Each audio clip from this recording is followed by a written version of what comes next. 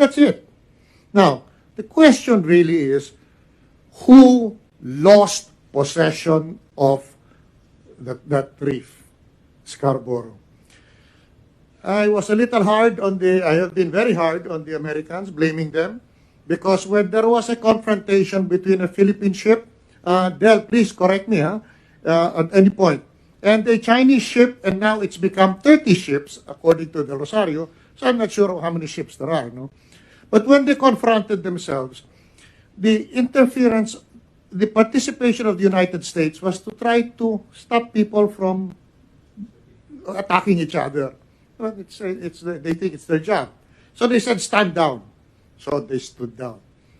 And then the United States told both sides, not taking sides, said, withdraw.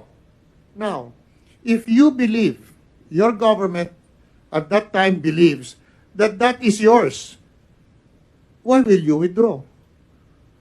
These are only good officers of the United States. It is a suggestion.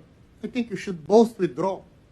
So what you should have done, I don't want to say that I know better after the fact, but the truth is, if I have UNCLOS on my side saying we are within the exclusive economic zone, and the Chinese ship is not, from my point of view, then I'll just look at the other side and say, go. And you go, I'll go. But you go first. Instead, our side withdrew. So what happens to our claim that this is ours? Just give it up. Now, later on they went to court, and then it decided one thing. Harry, tell me if I'm wrong, that the historical claims of China must yield to UNCLOS because it's the latest law on it. Never mind your history, whatever you think. History does not confer rights. Tradition does not confer rights once a law comes into play. So, that's all. I mean, why did we yield possession? And that's, I think, the first thing you must ask.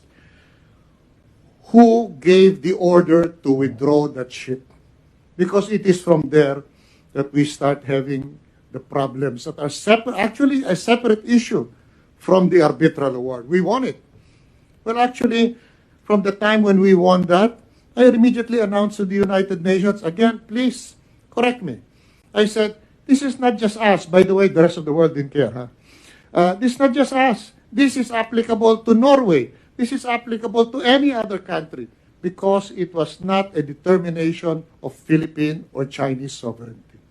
It was a description of features in the maritime areas. That was it.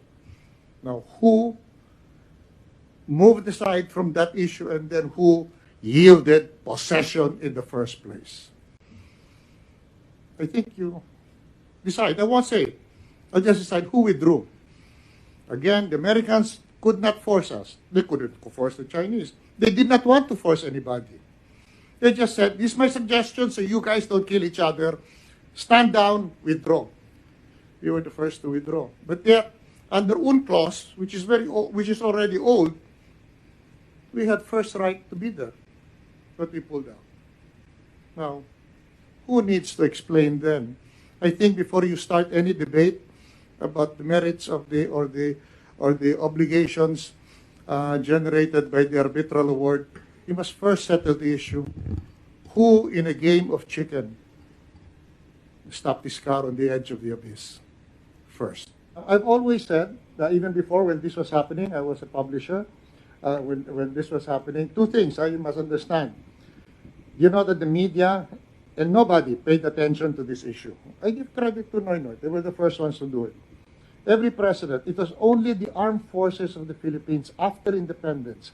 For some reason, nobody understands, including the great writer Hayton, started picking up features before UNCLOS. I think the armed forces had foresight.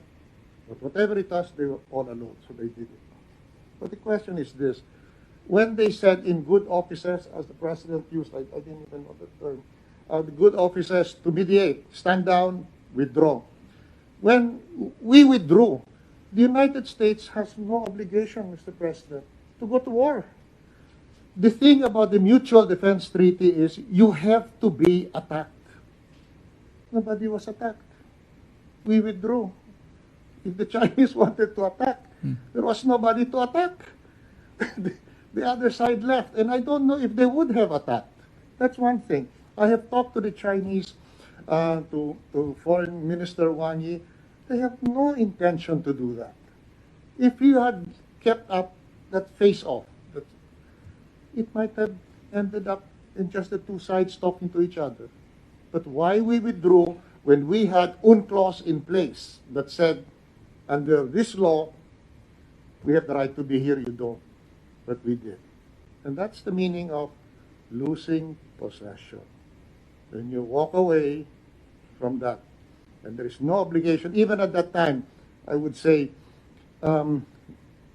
President Aquino, why don't you go into the water? It goes all the way there.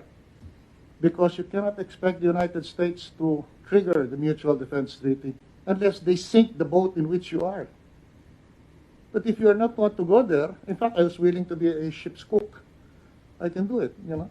If you're not willing to go there, there's no obligation to defend the Philippines because it hasn't been attacked.